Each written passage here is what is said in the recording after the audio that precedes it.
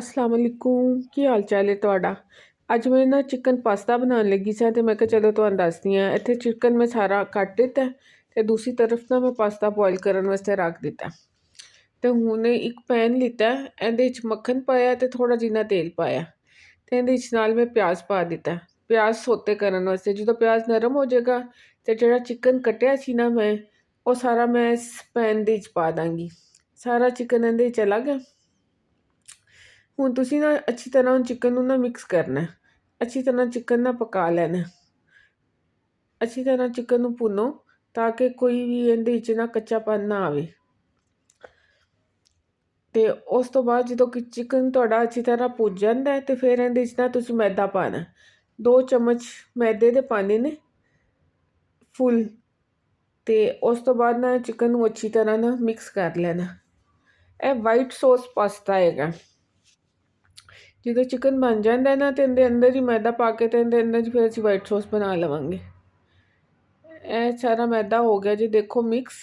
ਤੇ ਹੁਣ ਇਹਦੇ ਵਿੱਚ ਮੈਂ ਆਪਣਾ ਦੁੱਧ ਪਾਵਾਂਗੀ। ਇਹ ਦੁੱਧ ਚਲਾ ਗਿਆ ਇਹਦੇ ਅੰਦਰ। ਦੁੱਧ ਪਾ ਕੇ ਤੇ ਤੁਸੀਂ ਇਹਨੂੰ ਅੱਛੀ ਤਰ੍ਹਾਂ ਮਿਕਸ ਕਰ ਲੈਣਾ। ਫਿਰ ਇਹਦੇ ਅੰਦਰ ਤੁਸੀਂ ਕਾਲੀ ਮਿਰਚ ਤੇ ਨਮਕ ਪਾਣਾ। ਉਸ ਤੋਂ ਬਾਅਦ ਕਰੀਮ ਦਾ ਇੱਕ ਪੈਕੇਟ ਵਿੱਚ ਪਾਣਾ। ਥੋੜਾ ਜਿਹਾ ਇਹਦੇ ਵਿੱਚ ਨਾ ਕਰੀਮੀ ਟੇਸਟ ਆਏਗਾ। ਤੇ ਜਦੋਂ ਤੁਸੀਂ ਇਹ ਕਰੀਮ ਪਾਓਗੇ, ਮੈਦਾ ਪਾਓਗੇ ਨਾ ਤੇ ਤੁਸੀਂ ਦੇਖਣਾ ਤੁਹਾਡੀ ਇਹ ਸੌਸ ਨਾ ਗਾੜੀ ਹੋਣਾ ਸ਼ੁਰੂ ਹੋ ਜਾਏਗੀ।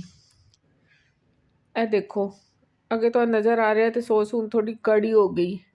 ਇਹ ਕਰੀਮ ਚਲੀ ਗਈ ਅੰਦਰ। ਤੇ ਉਸ ਤੋਂ ਬਾਅਦ ਹੁਣ ਅਸੀਂ ਇਹਦੇ ਵਿੱਚ ਨਾ ਪਾਵਾਂਗੇ ਮਸ਼ਰੂਮ ਦਾ ਤਕਰੀਬਨ ਤੁਹਾਡੀ ਮਰਜ਼ੀ ਹੈ ਜਿੰਨੇ ਪਾਣੇ ਜੇ। ਮੈਂ ਤੇ ਪੂਰਾ ਟਿਨ ਪਾ ਦਿੱਤਾ ਜੀ। ਚਲੋ ਜੀ, ਇਹਨੂੰ ਹੁਣ ਅੱਛੀ ਤਰ੍ਹਾਂ ਕਰ ਲਓ ਮਿਕਸ। ਜਿਹੜੀ ਦੂਸਰੀ ਤਰਫ ਪਾਸਤਾ ਬੋਇਲ ਕਰਨ ਰੱਖਿਆ ਹੋਇਆ ਸੀ ਨਾ, ਉਹ ਪਾਸਤਾ ਹੁਣ ਹੋ ਗਿਆ, ਉਬਲ ਗਿਆ ਸੀ ਤੇ ਉਹਨੂੰ ਮੈਂ ਸਾਈਡ 'ਤੇ ਰੱਖ ਦਿੱਤਾ। ਤੇ ਇਹਦੇ ਅੰਦਰ ਚੀਜ਼, ਕਾਲੀ ਮਿਰਚ ਤੇ ਨਮਕ, ਇਹ ਤਿੰਨੋਂ ਚੀਜ਼ਾਂ ਪਾ ਕੇ ਤੇ ਅੱਛੀ ਤਰ੍ਹਾਂ ਮਿਕਸ ਕਰ ਲਿੱਤਾ। ਅਗਰ ਤੁਹਾਡਾ ਟੇਸਟ ਦੇ ਹਿਸਾਬ ਦੇ ਨਾਲ ਦੇਖ ਲੈਣਾ, ਮੈਂ ਥੋੜਾ ਜਿਹਾ ਪਾਪਰਿਕਾ ਵੀ ਪਾਇਆ। ਤੇ ਉਸ ਤੋਂ ਬਾਅਦ ਇਹਨੂੰ ਅੱਛੀ ਤਰ੍ਹਾਂ ਮਿਕਸ ਕਰ ਲਓ। ਤੇ ਦੂਸਰੀ ਤਰਫ ਪਾਸਤਾ ਵੀ ਤਿਆਰ ਹੋ ਗਿਆ ਸੀ। ਹੁਣ ਮੈਂ ਡਿਸ਼ ਲਿੱਤੀ ਹੈ, ਵਾਈਟ ਸੌਸ ਮੇਰੀ ਤਿਆਰ ਹੋ ਗਈ ਹੈ। ਇਹ ਨੀਚੇ ਡਿਸ਼ ਦੇ ਵਿੱਚ ਮੈਂ ਵਾਈਟ ਸੌਸ ਪਾਵਾਂਗੀ। ਸਾਰਾ ਇੱਕ ਸੌਸ ਨੂੰ ਨਾ ਇੱਕ ਤਹਿ ਅੱਛੀ ਤਰ੍ਹਾਂ ਨਾ ਲਾ ਦੇਵਾਂਗੀ ਡਿਸ਼ ਦੇ ਅੰਦਰ। ਤੇ ਹੁਣ ਜਿਹੜਾ ਦੂਸਰੀ ਤਰਫ ਪਾਸਤਾ ਬੋਇਲ ਕੀਤਾ ਹੋਇਆ ਸੀ ਉਹ ਪਾਸਤਾ ਲਵਾਂਗੀ ਤੇ ਇਹਦੇ ਉੱਤੇ ਪਾਵਾਂਗੀ। ਇੱਕ ਤਹਿ ਇਹਦੀ ਸਾਰੇ ਪਾਸਤੇ ਦੀ ਆ ਜਾਏਗੀ। ਚਲੋ ਜੀ, ਇਹ ਆ ਗਿਆ। ਇਹਨੂੰ ਅੱਜ ਫੈਲਾ ਲਓ ਸਾਈਡਾਂ ਤੇ, ਕਿਨਾਰਿਆਂ ਤੇ।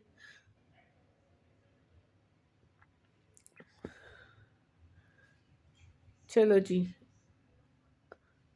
ਚਲੋ ਹੁਣ ਇਹਦੇ ਉੱਤੇ ਨਾ ਦੁਬਾਰਾ ਵਾਈਟ ਸੌਸ ਪਏਗੀ। ਤੁਹਾਡੀ ਮਰਜ਼ੀ ਹੈਗੀ ਹੈ, ਤੁਸੀਂ ਸਿਰਫ 2-3 ਤਹਿਵਾਂ ਲਾਉਣੀਆਂ ਨੇ ਕਿ ਜ਼ਿਆਦਾ ਲਗਾਉਣੀਆਂ ਨੇ। ਮੈਂ ਤਾਂ ਸਿਰਫ 3 ਲਾ ਰਹੀ ਹਾਂ। ਪਹਿਲੇ ਵਾਈਟ ਸੌਸ, ਫਿਰ ਪਾਸਤਾ ਉੱਤੇ, ਫਿਰ ਵਾਈਟ ਸੌਸ ਪਾ ਦੇਵਾਂਗੀ। ਇਹ ਵਾਈਟ ਸੌਸ ਦੇ ਨਾਲ ਸਾਰੀ ਇਹਨੂੰ ਕਵਰ ਕਰ ਦਾਂਗੀ। ਵਾਈਟ ਸੌਸ ਪਾ ਕੇ ਤੇ ਫਿਰ ਉੱਤੇ ਜਿਹੜਾ ਹੈਗਾ ਨਾ ਚੀਜ਼ ਦੇ ਨਾ ਕਿਊਬਸ ਰੱਖਾਂਗੀ। ਇਹ ਦੇਖੋ ਇਸ ਤਰ੍ਹਾਂ ਨਾ ਤੁਸੀਂ ਪੂਰੀ ਡਿਸ਼ ਦੇ ਉੱਤੇ ਇਹ ਸਾਰੀ ਵਾਈਟ ਸੌਸ ਪਾ ਦੇਣੀ ਹੈ ਜਿਹੜੀ ਅਸੀਂ ਤਿਆਰ ਕੀਤੀ ਹੈ।